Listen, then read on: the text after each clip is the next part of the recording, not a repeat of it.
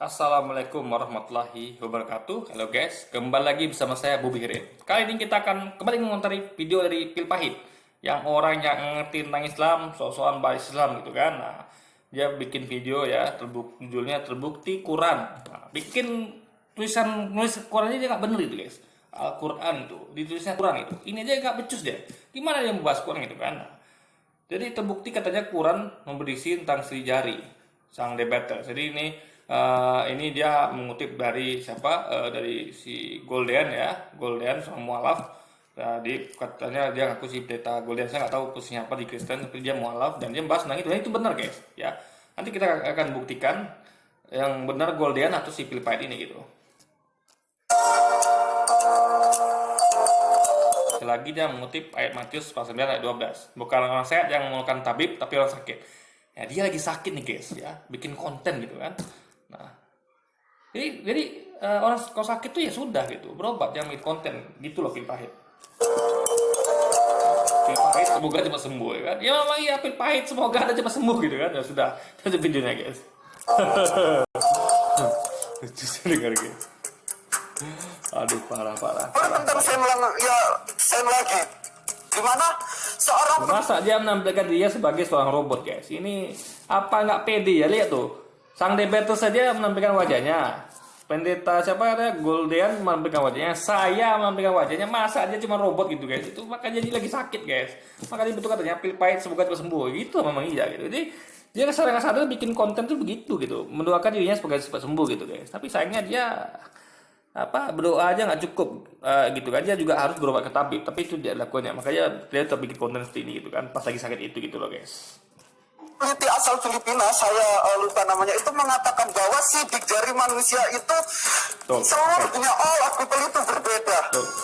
Kelompok kontemporer itu mengatakan itu.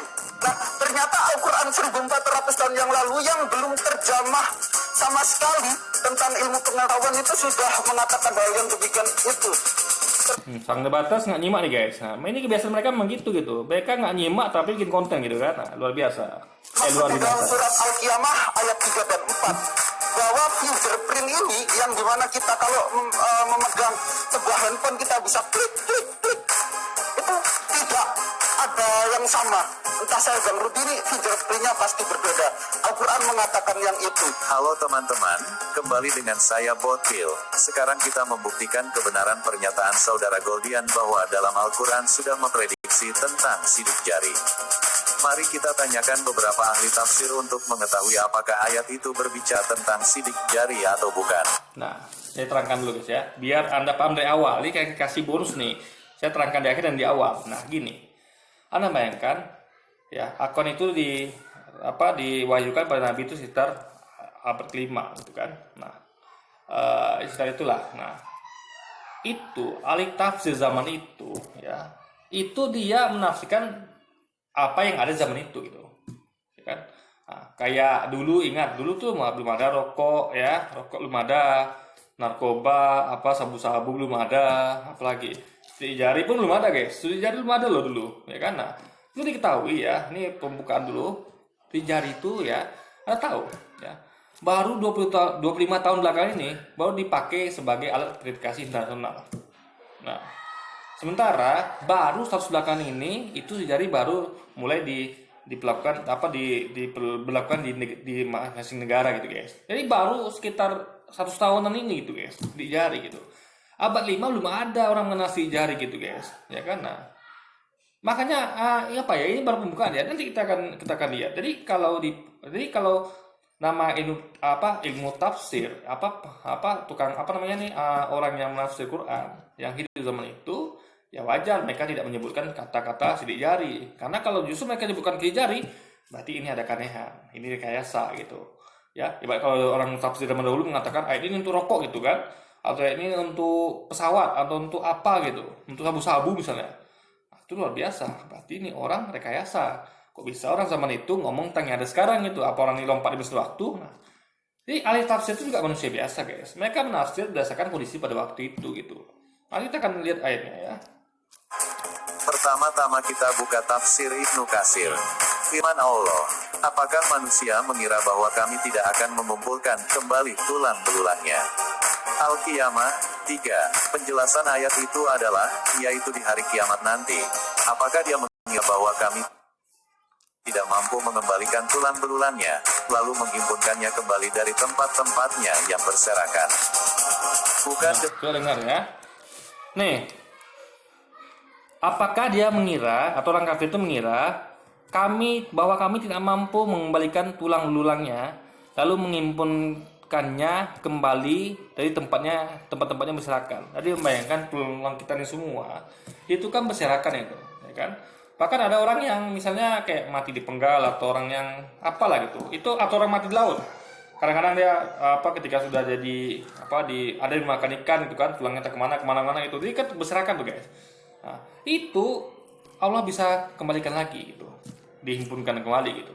Persis seperti aslinya. Bukan pasti, memang sama gitu guys. Sama seperti aslinya. Itu kehebatan Allah gitu. Kita sambung lagi guys. demikian, sebenarnya kami kuasa menyusun kembali jari jemarinya dengan sempurna. Al-Qiyam Jari jemari yang sempurna. Nah, orang zaman dahulu, ya ahli tafsir zaman dahulu itu belum mengenal si jari. Ketika ngomong jari jemari ya jari jemari. Yang mereka tahu cuma jari jemari ya. Kalau kita anggap saya nggak tahu tentang si jari. Ya saya tetap menafsirkan Quran itu ya.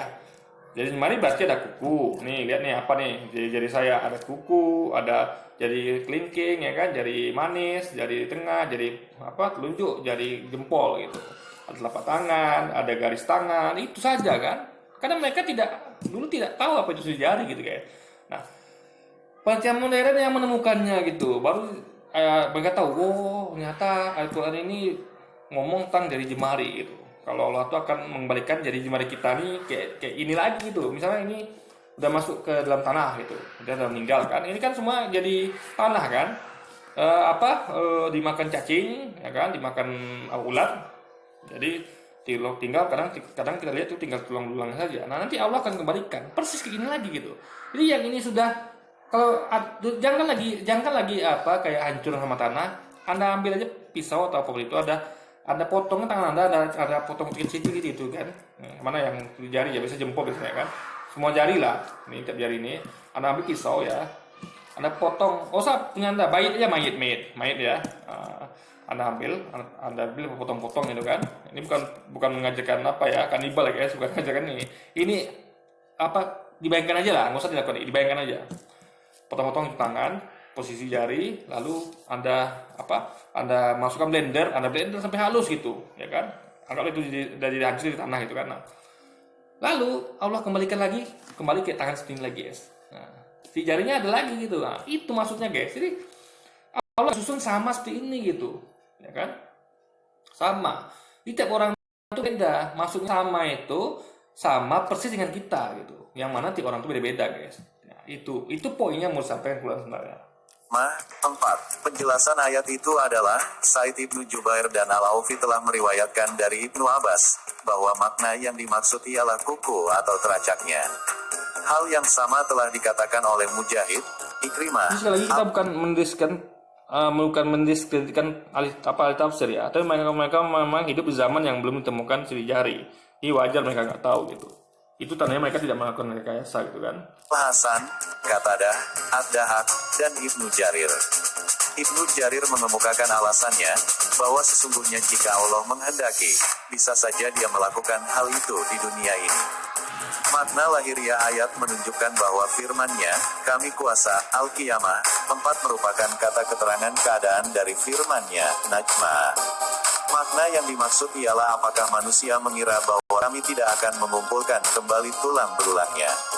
Bukan demikian, sebenarnya kami akan mengumpulkannya kembali, dan kami mampu. Ya, mengumpulkan tulang-tulangnya dan menyusun kembali jari jemarinya. Jari yang mana guys, jari? Ingat ya, bukan tangan ya. Jari itu beda sama tangan. Ketika dia menyusun kembali jari jemari itu ya ini jari jemari guys. Dari sini ya, jari jemari itu ini, dari sini sampai sini. Ini jari jemari ini. Jari jemari jempol, jari jemari telunjuk, jari jemari. Ya Allah akan susun kembali nih. Nah, logikanya kenapa Allah susun sama persis? Karena di situ ada seri jari. Kalau nggak sama persis, kacau nanti. Saya nih, seri saya beda dengan pil pahit. Nah, kalau Allah susun salah aja, punya saya ketukar sama pil pahit. atau punya saya tuh beda sama punya saya yang ini, itu kacau. Sidik jarinya beda lagi. Itu masuk Quran. Kalau bagi orang yang cerdas, mereka nggak paham. Kalau dimasukkan Quran terus itu guys, ya. Dia akan susun kembali jari jemari, ini jari jemari ya, yang tepat di jari kan. Ini adalah ruas jari jemari, ya, 5 ini semuanya masuk kaki. Tangga guys, maklum. Ini memang tenaga kita ini pada bandel-bandel itu kan. Jadi mohon maaf ya. Jadi itu guys. Jadi itu masuk Quran. Jadi spesifik dia menyebut jari jemari. Ingat. Kenapa dia Quran tidak menyebut kita akan susun kembali tangan kamu atau tubuh kamu? Enggak, dia susun kembali seperti semula jari jemari. Itu dia misalkan tentang si jari. Cuman ahli zaman dulu kan nggak tahu itu, nggak ngerti. Karena mereka memang lahir di zaman itu yang belum mengenal si jari. Nah, makanya yang ulama-ulama sekarang ya mereka tahu, oh ini ternyata ayat rujuk pada si jari gitu. Ada nggak di kita ditemukan sini ayat gini? Pasti nggak ada gitu guys. Ayat gini nggak akan ada ditemukan. Yang pasti ngomong spesifik tentang jari jemari yang dikembalikan seperti ke semula. Kenapa penting? Karena situ si jari gitu loh bro. Misalnya saya misalnya mau dihidupkan lagi nih. Enggak lah, kan Yesus menghidupkan orang gitu kan. Nah, juga kan sekarang ini ada beberapa orang yang hidup dari mati, ya, atau itu mati suri atau gimana. Tapi Anda bayangkan ya, kalau orang itu ya dibangkitkan tanpa si jari dia gitu, bagaimana dia bisa mengakses data diri dia lama guys? Anda bayangkan bagaimana saya itu terjadi kan? Misalnya saya nih dijadikan Allah itu untuk hidup lagi. Nah, saya kan tentu punya akun-akun yang membutuhkan si jari saya. Itu bagaimana kalau Allah tidak kembalikan seperti semula? Bagaimana coba? Kacau ya guys. Jadi itu poinnya. Untuk menyusun kembali jari jemarinya, yakni kekuasaan kami mampu untuk menghimpunkannya, dan seandainya kami kehendaki, niscaya kami membangkitkannya dengan lebih sempurna dari sebelumnya, maka kami menjadikan jari jemarinya dalam keadaan rata alias sama panjangnya. Demikianlah pengertian dari pendapat Ibnu Qutaibah dan Az-Sujai. Sekarang kita pindah ke tafsir Al-Jalalain. Ini adalah penjelasan dari surah 75 ayat 3, apakah manusia mengira, yakni orang kafir, bahwa kami tidak akan mengumpulkan kembali. Bisa lagi yang mengira gitu tuh guys, orang kafir. Mereka tidak akan mengira Allah bisa mengumpulkan kembali tulang belulang dan menyusun jari jemari. Orang kafir, siapa orang kafir? Orang kafir pahit ini. Makanya nggak heran dia bikin konten sendiri gitu kan, karena memang dia tidak akan mengira gitu Allah mampu melakukannya gitu kan. Tulang belulangnya untuk dibangkitkan menjadi hidup kembali. Kita pindah ke ayat 4. Bukan demikian, kami akan mengumpulkannya kembali, kami kuasa. Jadi sepanjang apapun dia mau ngasih tafsiran ini, itu tidak akan bisa menghilangkan fakta kalau ahli tafsir ini memang belum mengetahui tentang ditemukannya si jari itu ya poinnya ya kan, karena tafsir ini dibuat ketika waktu itu belum ditemukan si jari, itu saja poinnya. Itu loh guys, kalau dia dipaham gitu kan. Di samping mengumpulkan kembali tulang-tulangnya itu, menyusun kembali jari jemarinya dengan sempurna, artinya kami dapat mengembalikan tulang jari jemari itu sekalipun bentuknya kecil, maka terlebih lagi tulang-tulang lainnya yang lebih besar daripadanya. Sempurna gitu. Sekarang kita pindah ke tafsir dari sepupunya Nabi Saudara Goldian, yaitu Ibnu Abbas. Penjelasan ayat 3 surah 75. Pikir manusia, apakah orang kafir, Adi Rabiah, berpikir karena dia tidak percaya pada kebangkitan, bahwa kami tidak akan mengumpulkan tulang-tulangnya, bahwa kami tidak dapat mengumpulkan tulang-tulangnya setelah mereka berhamburan, berubah dan berputar menjadi debu. Kita pindah ke ayat 4 penjelasan Ibnu Abbas. Ya, sungguh saya mampu melakukannya. Ya, kami dapat memulihkan jari-jarinya. Kami dapat mengumpulkan jari-jarinya, sehingga telapak tangannya menjadi seperti kuku unta atau binatang buas. Dia berkata, kami dapat membuat tangannya seperti kuku unta, lalu bagaimana mungkin kami tidak dapat memulihkan tulang-tulangnya?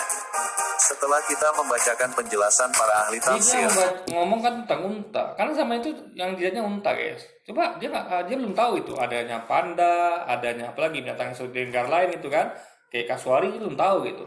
Nah ini wajar, jadi apa yang diharapkan tidak terjadi itu. Dia ngomong tentang si jari, pada sesuatunya nggak mungkin gitu.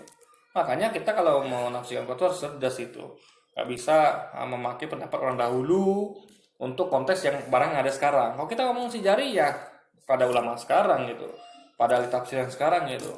Karena sidik jari itu bukan sekarang. Bagaimana bisa ahli tafsir dulu ngomong tentang sidik jari yang belum ada sekarang gitu loh guys. Itu logika berpikir seperti itu gitu. Gampang ya kan.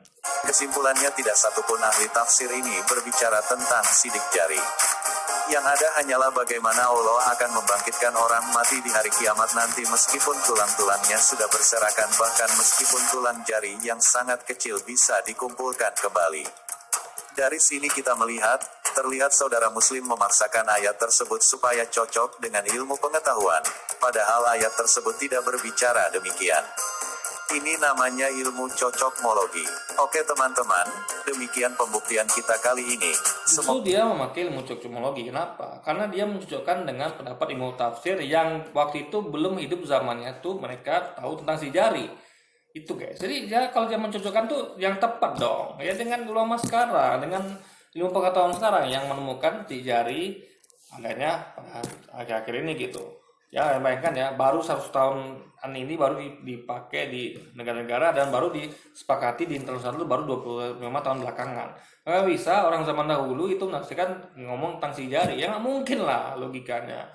Kayak tafsir juga nggak mungkin ngomong ini maksudnya nanti akan ada pesawat itu. Loh, mereka belum tahu ada pesawat di masa akan datang gitu kan. Nah, jadi sekali lagi guys ya, ini PPK ini memang ilmunya kurang. Nalarnya kurang gitu, logikanya kurang, semuanya kurang gitu. Dan dia pun kurang sehat gitu kan. Nah, makanya harusnya dia harus segera ke tabib gitu. Jadi jangan buat konten ya, apalagi menampilkan bukan diri Anda seperti ini, jadi berupa robot dan mengatakan bot pahit gitu. Jadi memang pahit memang guys, memang kehidupannya pahit gitu. Tapi dia nggak mau sadar ya. Mohon maaf ini sedikit kasar ya, apa kasar, sarkasme gitu, nyindir gitu. Ya, memang gitulah gitu. Biar orang-orang ini sadar guys gitu, ya kan. Kalau dia ini sedang berbohong atau dia memang tidak paham gitu guys. Ya, kata-kata ini semua yang lakukan itu sangat masuk akal gitu kan. Nah, jadi mungkin sekian dulu video kita kali ini guys. Sampai jumpa lagi di video-video selanjutnya. Dan wassalamualaikum warahmatullahi wabarakatuh guys.